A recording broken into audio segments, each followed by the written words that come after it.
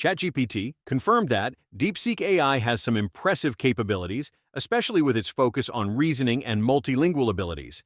This is a million-dollar business opportunity, and that's why you should probably start sending more cold emails almost every day. Cold emailing is still a highly effective way to reach potential clients and generate leads. How to write personalized cold email.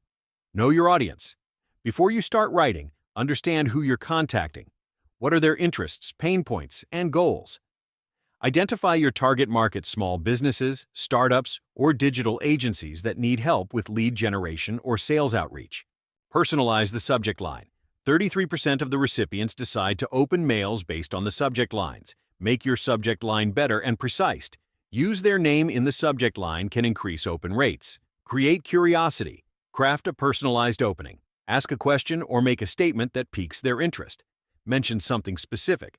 Reference a recent accomplishment, a blog post they wrote, a lesson from their YouTube video, or something you have in common. Hey, Ali Abdal.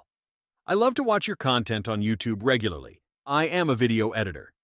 Do you need any help about editing stuff? Show genuine interest.